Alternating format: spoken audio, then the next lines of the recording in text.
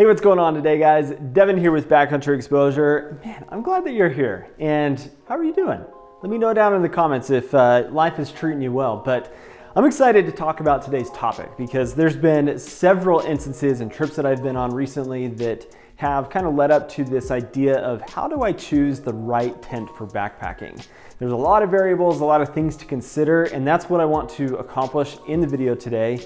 And by the end of the video, hopefully you've got some kind of better level of education and understanding that might help you know how to choose the right tent for the backpacking trips, the backpacking style that you primarily focus on, and all of that. So here on the table, I have got several different options, and I really wanted to go outside and set up all of these tents and share them with you, but I've got, I don't know, 8 different tents here, and that would be very time consuming. So we're not going to do that. Rather, I'm gonna roll in some B-roll shots of different styles of tents that will help illustrate the point of what I'm trying to accomplish today. The whole point of this video is to help you understand that there is not one tent that rules them all and is the perfect answer for all of the backpacking that you're going to be doing. If you are somebody that is very infrequent in your backpacking, you can get away with one tent that typically would be a freestanding tent or a semi-freestanding tent. We'll talk about that a little bit more as we go, but usually people that go out a little bit more infrequent, 1 or 2 times a year, are going in the summer months, fair weather, just really simple types of conditions and predictable conditions that don't warrant having to save a ton of weight and need all these fancy things or get really complicated with the type of product that you're going to be using. So we're going to start with a freestanding tent to talk about all of the different conditions, and then we're going to move through everything down to more of a minimalist, simple style of shelter. Now, some of the things that I want to talk about, because there are a lot of aspects that go into all of the variables when it comes to choosing the right tent for backpacking. And what I mean by that is your location, the weather that you will be experiencing, the environment that you are in, and the season is all going to contribute to making a decision on, is this the right shelter for what I'm doing? Now, a freestanding tent isn't necessarily always the best option, and a tarp is also not always the best option, nor is a floorless teepee style shelter for every situation. So what you need to ask yourself when you are getting ready for a backpacking trip is, what is my location? What season am I going in? And what weather conditions am I going to experience while I'm out? And then you want to select your shelter that fits the check boxes of all of those things that you are going to be experiencing for the particular trip that you are going on. So let's move to talking about freestanding tents, then semi-freestanding tents, non-freestanding tents, tarp style shelters, and then more of your specialty type of shelters like a freestanding 4-season tent, and then into like floorless teepee style shelters. So freestanding tents. Why would you choose a freestanding tent? Well, usually they are very basic, very simple to set up. They have a really simple pole structure that gives the tent the shape that it needs to stand up on its own. Doesn't always require you to stake it out. So if you are in a place that is very rocky, like on a shore of a river, or like on the edge of a river where you might have like stream bed and stuff, or if you are on slick rock in the desert, these are great options. And the other cool thing about this is you can find really budget-friendly types of shelters. For example, the Perea Bryce one person. This weighs about 4 pounds in total weight, and it's fairly compact, but you do have like a full rainfly coverage. You've got a full inner net body with a bathtub floor, and this will run you under $200. In fact, under $150, I believe, for this particular tent. So very budget friendly, easy to get into, and if it's your first time backpacking, this makes the most sense. There are other like variables and things to consider as what you are trying to accomplish with your backpacking. But if you're a weekend warrior type person, then the just full freestanding dome style tent is going to be a really great option for you in your backpacking. Moving on to a semi-freestanding tent. This is something that is becoming kind of its own niche in the tent market of the outdoor industry. And what this is yes, it has a pole structure. This particular tent is the Sierra Designs Sweet Sweet 2. Now, usually you've got two ends of the tent that are set up with the pole structure, and then you've got some kind of center pole that comes down, and the other two corners of the tent require stakes to pull it out, to tension the tent, and to create all of the space or livable space within the inside of the inner tent. So it does require some kind of stake inserting into the ground to get the full pitch and structure of the shelter. The benefit of a semi-freestanding is it will handle like wind and everything really well. It'll handle weather very well. This has a full coverage rainfly, inner tent, bathtub floor, just like you have with your full freestanding tent, but this saves a bunch of weight. You've got less pole structure to add weight to the tent, and they are just a little bit more minimalist, but they give you a lot of the benefits of having that full structure. So other options that are similar to this are like the Nemo Hornet or the Big Agnes Tiger Wall UL. Those are all semi-freestanding tents. Once you've moved from semi-freestanding, you are going into non-freestanding shelters. Now, notice the size difference of the shelter of this one-person tent versus this one-person tent. A lot of difference in the size of the tent.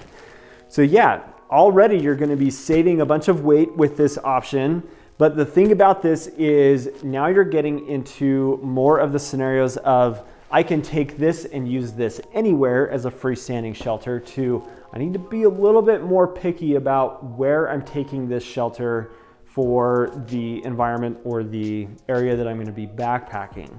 If you are in a very sandy location, then you've got to change some things up to make pitching a non-freestanding tent a lot easier and more effective. So this style of tent is going to use some kind of pole structure that absolutely requires you to stake the tent out to pitch the tent. Like this Sierra Designs tent, this does come with pre-cut aluminum poles that are made for the tent, but it's still non-freestanding because I have to stake it out for it to stand up on its own. The other thing that's cool about this is you can save even more weight with most of your non-freestanding tents by using a trekking pole. Using a trekking pole to pitch the tent. And so you've got this, which you're probably gonna carry with you anyway as you're hiking, and then you're not carrying all of that extra weight of the aluminum poles. You can take your trekking pole, use that to pitch your tent that way.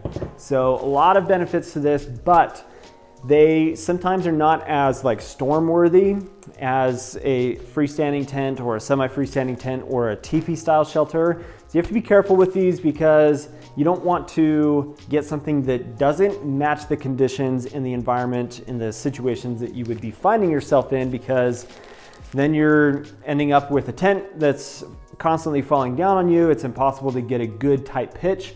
And when it comes to weather, a good tight pitch on your tent is critical to a good experience, keeping yourself protected from rain coming in, wind blowing rain in, all of those kinds of things that you might be experiencing. So moving on to even more simplistic is a full-on tarp tent.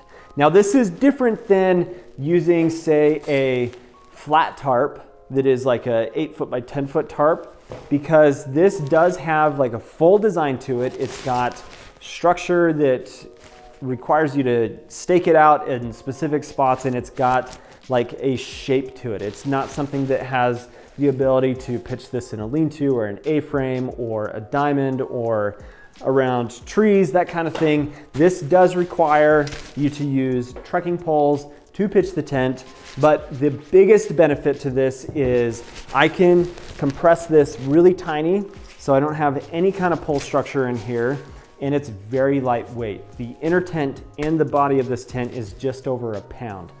Very, very lightweight versus the almost, well, over 4 pounds total with the footprint that you get on this one-person tent. So one-person tent, also one-person tent, one-person tent, there's a huge weight difference between this one with the poles as well as this one that doesn't have the poles. And so this is a great option for somebody that's looking to save a ton of weight in their backpacking system. This happens to be the Sierra Designs High Route 1, and really, really cool option. I can make this even more modular because oftentimes with these Tarp style tents, you've got an inner tent that is totally removable. So like the original OG Lanshan 1 that is very cheap on Amazon, you can run that as a tarp only outer tent that then makes it floorless. You've also got other, like Tarp Tent, for example, the brand, they have a lot of different options of these style of tents that save a bunch of weight. But once you start getting into this realm of non-freestanding tents, you're starting to spend a lot more money. So keep that in mind, because these are not always the most cost-effective type of product for you to get. Now I want to talk about going from a tarp style tent to something that is just totally minimalistic, and that is your full-on tarp shelters. So if you've got a 8-foot by 10-foot flat tarp, which you can get these for pretty much like any outdoor company has got some kind of tarp. But this is Perea Outdoor Products. This is the Sanctuary Sill Tarp. This is very lightweight. You're going to use a trekking pole to set this up. And the best thing about using a tarp is this is more so of like, I'm with the mindset of I only need the absolute bare minimum for what I'm going to be doing. And I've got other ways to protect myself from the elements. And I know how to pitch this in different ways that make it a little bit more storm worthy for what type of weather and elements that I might be experiencing for where I'm going to be. So yes, a lot smaller in size and weight. This weighs about, I don't know, 12 ounces total as a sill nylon tarp.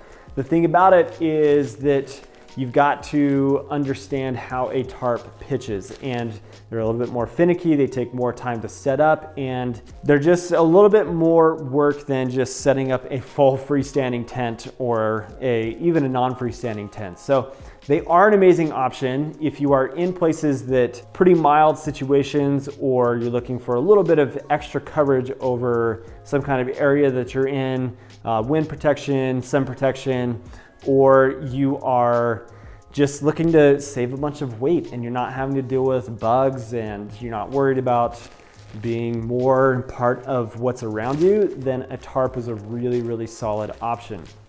And that's what I like about this particular tent, the A-Gate from Marmot, because this is what I would call a modified tarp, which means that it does pitch in one type of way, and it's got specific cuts to it. It's got a certain design to it that is pretty similar to this option here, but it doesn't have an inner tent with it. So if I want any kind of bug protection, I've got to sleep with a bug net over my head or some kind of other bug netting to go around me to get bug protection.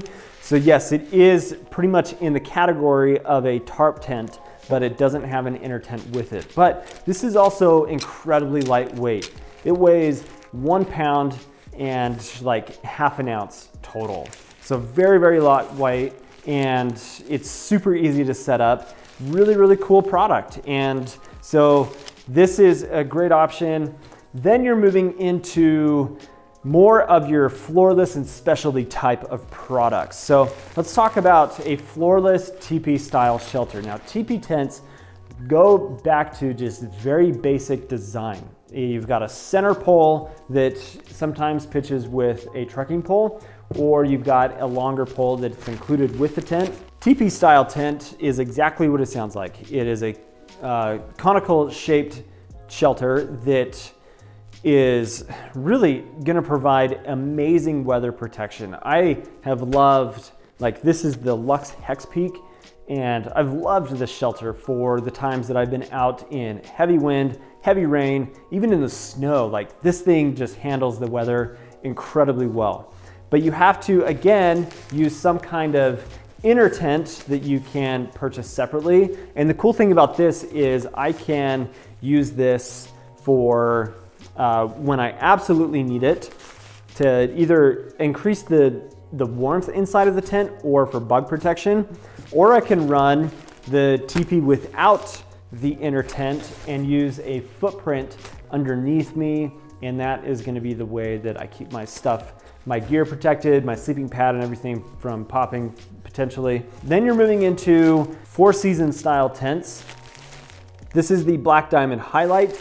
Basically, this is a single wall shelter that has limited ventilation. It is designed to handle pretty extreme conditions. And so I'm not gonna spend a lot of time on this, but 4-season tents are pretty specialty and they're cool products, but they're not always the lightest weight. They're sometimes a little more bulky, but they work for just those extreme cold weather conditions that you'd experience, or like heavy weather that is gonna kind of be a pain to be in.